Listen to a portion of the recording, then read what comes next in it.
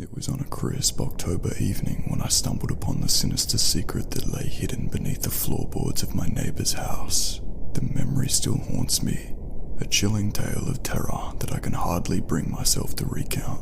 As I recount these events, I can feel the fear clawing at my mind like a beast in the dark. I had lived in my quaint suburban neighbourhood for years, in a house that stood proudly beside the seemingly ordinary residents of the Montgomerys. My interactions with them had been limited to the occasional polite wave and the friendly banter at our neighbourhood's annual barbecue. Until that fateful night, I could never have imagined the malevolent truth that resided in the heart of their home. It began innocently enough. A series of bizarre events had plagued our once serene community, strange noises echoing through the night and shadows darting past our windows when no one was there. The atmosphere was charged with an undeniable sense of foreboding, and the neighbours whispered of eerie occurrences that bordered on the supernatural. Yet, it wasn't until that eerie evening when I dared to step across the threshold of fear. My curiosity was piqued when I observed the Montgomerys hurriedly unloading a collection of antique furniture from their car. Their faces, twisted with dread, hinted at a mystery that begged to be solved. I couldn't resist the temptation to investigate. Under the cloak of darkness, I crept through the overgrown hedges that separated our properties. I had always heard that old Mr. Montgomery was an eccentric collector of oddities, but nothing could have prepared me for what I was about to uncover. A rickety wooden door in the corner of the garden led to their basement. As I creaked it open, the oppressive scent of damp earth and something far fouler assailed my senses. My heart raced as I descended the narrow, dimly lit staircase into the abyss below. The basement was unlike anything I had ever seen. The room was illuminated only by the flickering glow of crimson candles. Mysterious symbols were etched into the stone floor, and an ominous altar dominated the center. On it lay an assortment of grotesque trinkets, strange bones, wicked-looking knives, and a leather-bound book that radiated an aura of malevolence. In that eerie, flickering light, I caught sight of Mr. Montgomery, his eyes wide with terror, standing beside a dark, yawning portal that defied all reason. It seemed to stretch into the abyss, into realms unknown, and I could feel its insatiable hunger as it pulled at the edges of my sanity. As I stood there, frozen with fear, I heard voices whispering in a language I could not comprehend, voices that were neither human nor animal. Panic surged through my veins as the realization dawned on me. My neighbour's basement was a gateway to something unspeakable. What dark secrets had the Montgomerys uncovered, and what horrors had they unwittingly unleashed upon our once tranquil neighbourhood? The sinister discovery in that basement was just the beginning of a nightmare that would haunt me for the rest of my days. The memory of that horrifying night weighed heavily on my mind. It was as if a malevolent presence had tethered itself to my soul, and I had found myself consumed by a dreadful obsession to unravel the mysteries hidden beneath my neighbour's house. Days turned into weeks, and the unsettling events in our neighbourhood only escalated. More neighbours whispered about strange sightings and unexplainable occurrences.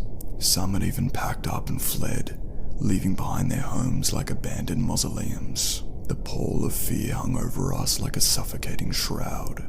I began to delve into the dark history of the Montgomerys, searching for any trace of information that could explain the sinister abyss in their basement. My research led me down a sinister path, filled with tales of black magic and forbidden rituals. I discovered that the Montgomerys were known for their obsession with the occult, and their ancestors had been rumoured to dabble in the darkest of arts. One fateful night, unable to quell my curiosity, I returned to the Montgomerys' house, determined to confront the secrets lurking in their basement.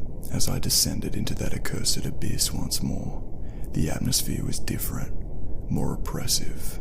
The walls seemed to pulse with a malevolent energy, and the symbols etched into the floor appeared to writhe and come to life. Mr. Montgomery, his eyes vacant and hollow, stood beside the unholy portal. He was no longer the man I had seen weeks before, but a mere vessel for whatever malevolent entity had taken root within him. In the eerie crimson light, I saw him raise a knife, its blade shimmering with dark energy, and he began to chant in a guttural language that sent shivers down my spine. My voice, barely a whisper, trembled as I pleaded with him to stop, to close the gateway, but he was beyond reason, lost in the thrall of a terrible power. I realized that he was attempting to summon something from beyond, something that should have never seen the light of day. As the chant reached its climax, the ground trembled, and the room filled with an otherworldly howling.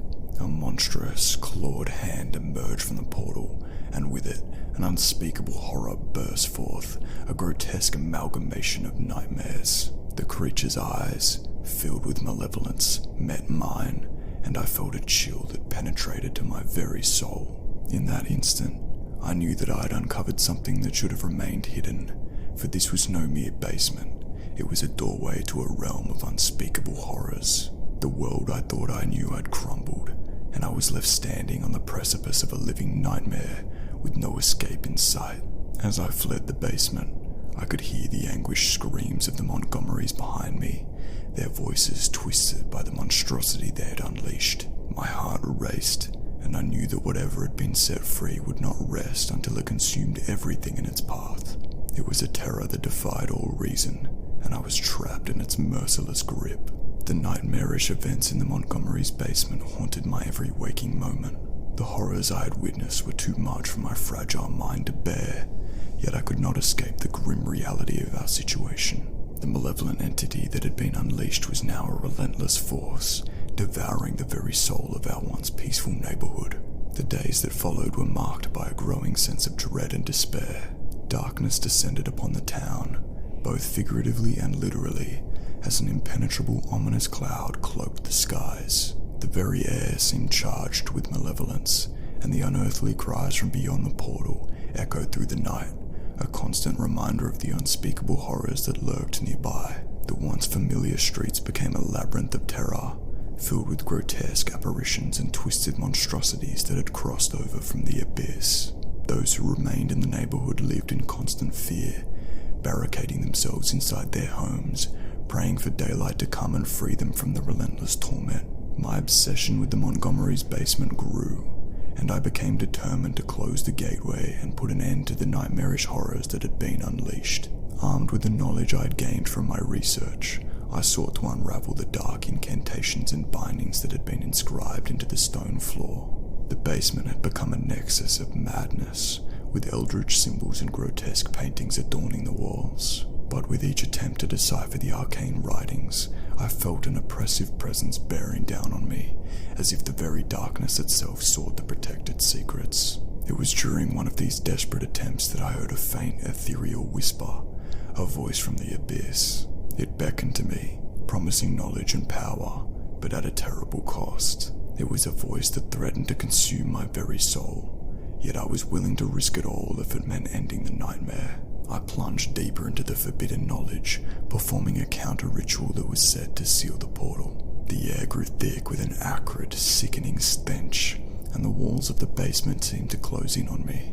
As I reached the final incantation, a blinding flash of light erupted from the portal, and I was thrown to the ground, writhing in agony. When the smoke cleared, I found myself alone in the basement. The portal had vanished, and the malevolent entity had been sucked back into the depths from which it had come. But the victory was bittersweet, for the darkness that had touched our lives left indelible scars on our souls. The Montgomerys were never found, their fate a mystery that would forever haunt our town. The neighborhood, once a peaceful haven, had been forever changed, a place where the boundary between reality and the supernatural had been irrevocably shattered. As I stand here, the sole witness to the horrors that had unfolded, I cannot forget the unspeakable evil that resided beneath my neighbor's house. The memory of that night will forever torment me, a reminder that some secrets are best left undisturbed, for when we unlock the door to the unspeakable, we risk unleashing a darkness that can never be contained.